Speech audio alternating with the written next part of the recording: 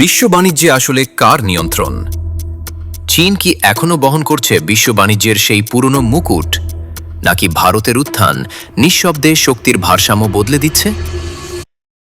আজ আমরা গভীরে যাচ্ছি, রপ্তানি, বৈদেশিক বাণিজ্য এবং বিদেশি বিনিয়োগের রহস্যের ভেতরে। চীনের রপ্তানির অঙ্কটা চোখ ঝলসিয়ে দেওয়ার মতো। মোট রপ্তানি মূল্য বছরে $1 ট্রিলিয়ন চেয়ে বেশি। ইলেকট্রনিক্স, যন্ত্রাংশ, পোশাক, প্রায় সব কিছু। চীনের বাণিজ্য ঘূর্ণায়মান চাকা বিশ্ব অর্থনীতিকে ধরে রেখেছে। কিন্তু ভারতও পিছিয়ে নেই। সফটওয়্যার, জেমস, ফার্মাসিউটিক্যালস এবং কৃষি পণ্য, ভারতের রপ্তানি ক্রমশ বাড়ছে। এই গল্প শুরু হয়েছিল আজ থেকে প্রায় 4 দশক আগে, 1980-র দশকে, যখন চীন তার দরজা খুলে দিয়েছিল বিশ্বের সামনে। দেং শিয়াওপিংয়ের অর্থনৈতিক সংস্কার চীনকে বদলে দিল একটি বন্ধ রাষ্ট্র থেকে বৈশ্বিক উৎপাদনের নতুন কেন্দ্রবিন্দুতে। সস্তা শ্রম, অশেষ জনসংখ্যা, সরকারি জমি, কর ছাড় এবং একদম স্পষ্ট একটি বার্তা: এখানে এসে পণ্য তৈরি করুন, আমরা আপনাদের পাশে আছি। বিশ্বের বড় বড় কোম্পানি তখন একটাই জিনিস খুঁজছিল: কম খরচে, দ্রুত এবং বড় পরিসরে উৎপাদন। আমেরিকা, ইউরোপ, জাপান সবাই তাদের কারখানা গুটিয়ে আনল চীনে। ইলেকট্রনিক্স, খেলনা, পোশাক, যন্ত্রাংশ, একটির পর একটি শিল্প গড়ে উঠল চীনের উপকূলবর্তী শহরগুলোতে। শেনঝেন, সাংহাই, গুয়াংজো, ছোট মৎস্যগ্রাম বদলে গেল বিশাল শিল্পনগরীতে। মাত্র কয়েক বছরের মধ্যে চীন হয়ে উঠল the factory of the world. চীনে উৎপাদন মানে ছিল নিশ্চিত লাভ। সরকার দ্রুত সিদ্ধান্ত নিত, পরিবেশগত বা শ্রম আইন ছিল শিথিল, আর সরবরাহ চেইন অবিশ্বাস্য রকম দক্ষ। একটি কারখানার পাশেই কাঁচামাল, আরেক পাশেই প্যাকেজিং, কয়েক ঘন্টার মধ্যেই পণ্য বন্দরে পৌঁছে যেত।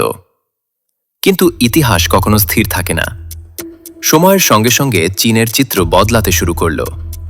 শ্রমিকদের মজুরি বাড়ল, শহুরে জীবন ব্যয় বেড়ে গেল। এক সময়ের সস্তা চীন আর তেমন সস্তা রইল না। এরপর এলো আরও বড় পরিবর্তন। সরকারি নিয়ন্ত্রণ কঠোর হতে লাগল। ডেটা আইন, প্রযুক্তি নিয়ন্ত্রণ, বিদেশি কোম্পানির উপর নজরদারি বেড়ে গেল। আর বিশ্ব রাজনীতির মঞ্চে চীন ও পশ্চিমা দেশের সম্পর্ক ক্রমশ জটিল হয়ে উঠল। বাণিজ্য যুদ্ধ, শুল্ক বৃদ্ধি, নিষেধাজ্ঞা, সব মিলিয়ে ঝুঁকি বাড়তে লাগল। কোম্পানিগুলো প্রশ্ন করতে শুরু করল, আমরা কি সব ডিম এক ঝুড়িতে রাখছি? এরপর এলো কোভিড-19। কারখানা বন্ধ, বন্দর জ্যাম, সরবরাহ চেইন ভেঙে পড়ল। বিশ্ব প্রথমবার বুঝল চীনের উপর অতিরিক্ত নির্ভরতা কতটা বিপজ্জনক হতে পারে।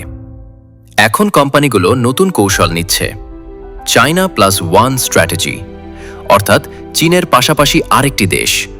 আর সেখানেই আলোচনায় আসে ভারত। বড় বাজার, তরুণ শ্রমশক্তি, গণতান্ত্রিক কাঠামো।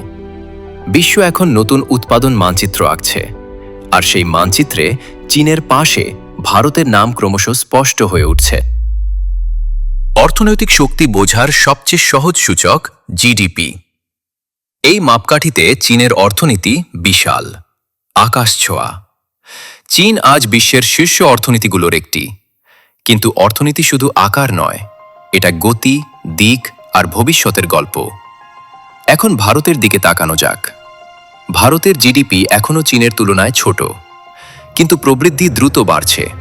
চীনের অর্থনীতি যেখানে ধীরে ধীরে স্থিতিশীল হচ্ছে, ভারতের অর্থনীতি সেখানে দৌড়াচ্ছে।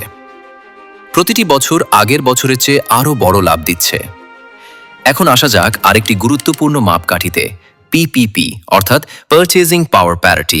এখানে চিত্রটা আরও কৌতূহলোদ্দীপক। পিপিপি অনুযায়ী চীন এখনও এগিয়ে, কিন্তু ভারত খুব কাছাকাছি। কারণ ভারতে $1 বেশি কাজ করে, বেশি শ্রম, বেশি পরিষেবা, বেশি উৎপাদন। আজ বড় কে? উত্তর চীন। কিন্তু আগামীকাল? এই প্রশ্নেই গল্পের আসল সাসপেন্স। অ্যাপল, স্যামসাং, গুগল, অ্যাসুসের মতো কোম্পানিগুলো, যারা একসময় উৎপাদনের জন্য চীন নির্ভর ছিল, এখন তারা তাদের উৎপাদনের বড় অংশ সরিয়ে নিচ্ছে ভারতে। ভারতে ইলেকট্রনিক্স, সেমিকন্ডাক্টর, নবায়নযোগ্য শক্তি, টেক, ফার্মা ও হেলথ কেয়ার, অটোমোটিভ এবং কেমিক্যাল সেক্টরগুলো ব্যাপকভাবে আন্তর্জাতিক বিনিয়োগ আকর্ষণ করছে। বৈশ্বিক উৎপাদন ও R&D এর কেন্দ্র হয়ে ওঠার ভারতের স্বপ্ন এখন আর কল্পনা নয়, 2023 সালে হিসেব অনুযায়ী চীনের বার্ষিক গড় মজুরি $17,046, ভারতে তা মাত্র $4,024। চীনের মজুরি ভারত থেকে প্রায় 4 গুণ বেশি। এই মজুরি ব্যবধান চীনে উৎপাদন থেকে ভারতে উৎপাদন লাভজনক করে তুলছে। একসময় চীন ছিল স্বল্প ঋণের দেশ, কিন্তু গত 1 দশকে চীনের ঋণ প্রায় 4 গুণ বেড়েছে।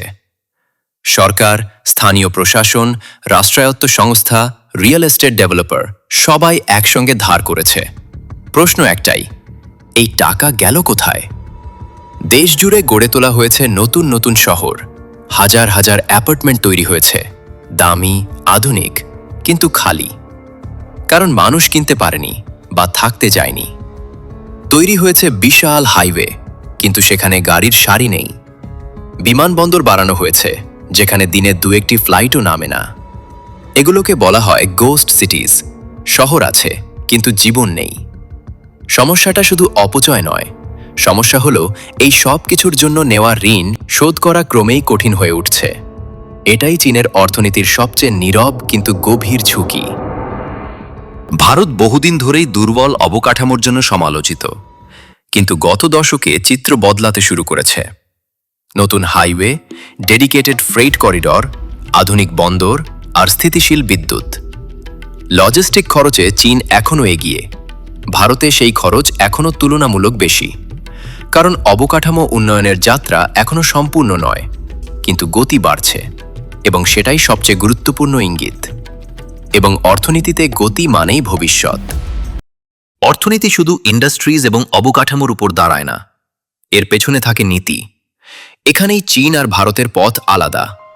চীনের সিদ্ধান্ত দ্রুত। একদলীয় শাসন ব্যবস্থার সবচেয়ে বড় শক্তি এটাই। কোনো বিরোধ নেই, রাষ্ট্র যা চায় সেটাই হয়। কিন্তু মুদ্রার উল্টো পিঠ হচ্ছে, যখন রাষ্ট্রের অগ্রাধিকার বদলে যায় তখন নীতিও বদলে যায়। কিন্তু সেই বদলের আগে জিজ্ঞেস করা হয় না ব্যবসাগুলো এবং অর্থনৈতিক কাঠামোগুলো কতটা প্রস্তুত। ভারত ধীর, নীতি পাশ হতে সময় লাগে, সংসদে বিতর্ক হয়, কিন্তু একবার নীতি তৈরি হলে তা হঠাৎ বদলে যায় না। আইনের ছায়া থাকে, আদালতের আশ্রয় থাকে, আর আজকের বিনিয়োগকারীরা গতি নয়, নিশ্চয়তা খোঁজে। বিশ্ব রাজনীতি এখানে বড় ভূমিকা রাখে। চীন তৈরি করেছে নিজস্ব প্রভাব বলয়, বেল্ট অ্যান্ড রোড ইনিশিয়েটিভ। চীন এই প্রকল্পের মাধ্যমে এশিয়া, আফ্রিকা ও ইউরোপের উন্নয়নশীল দেশগুলোতে অবকাঠামো তৈরিতে সহযোগিতা দেওয়ার বিনিময়ে দেশগুলোর উপর প্রভাব বিস্তার করে। কিন্তু এর মূল্য আছে। আন্তর্জাতিক নিষেধাজ্ঞা, পশ্চিমাদের সাথে টেক যুদ্ধ এবং চিপ আর প্রযুক্তির লাল দাগ। অন্যদিকে ভারত একাধিক জোটে চললেও কারো বন্দী নয়। যদিও বর্তমানে ভারতের উপর ইউএসএ বড় ধরনের কর আরোপ করছে, কিন্তু এটা মূলত রাশিয়ার অর্থনীতিকে দুর্বল করার জন্য, যাতে ভারত রাশিয়ার তেল না কিনে। সব মিলিয়ে আন্তর্জাতিক বিশ্বের নজরে চীন সিস্টেমিক রাইভাল আর ভারত স্ট্র্যাটেজিক পার্টনার। এই পার্থক্যই বিদেশি বিনিয়োগের দিক বদলাচ্ছে। এবার আসা যাক সবচেয়ে শক্তিশালী ফ্যাক্টরে, মানুষ। চীনের জনসংখ্যা দ্রুত বয়স্ক হচ্ছে, মধ্যম বয়স 40-এর ওপরে। আগামী 10 বছরে চীন হারাবে 7 কোটির বেশি কর্মক্ষম মানুষ। একই সঙ্গে যোগ হবে 13 কোটির বেশি প্রবীণ নাগরিক। এটা যেন একটা ফ্রান্সের সমান শ্রমশক্তি হারিয়ে একটা জাপানের সমান বয়স্ক সমাজ যোগ হওয়া। ভারত মধ্যম বয়স মাত্র 30। এক বিশাল তরুণ জনগোষ্ঠী যারা কাজ করবে, খরচ করবে এবং অর্থনীতিকে ঠেলে নিয়ে যাবে। শেষ হিসাবটা তাই পরিষ্কার, চীনের অর্থনীতি এখনো বিশাল, কিন্তু ঋণ বাড়ছে, শ্রমশক্তি কমছে, উৎপাদন খরচ বাড়ছে, জনসংখ্যা বয়স্ক হচ্ছে, আর বৈদেশিক বিনিয়োগ চাপের মুখে। ভারত এখনো অসম্পূর্ণ, কিন্তু দ্রুত এগোচ্ছে। একদিকে পরিণত কিন্তু ক্লান্ত অর্থনীতি, অন্যদিকে তরুণ, অসম্পূর্ণ কিন্তু আগ্রাসী ভবিষ্যৎ। এই লড়াই আজ বনাম আগামীকালের, আর উত্তর আগামী দশকই বলে দেবে।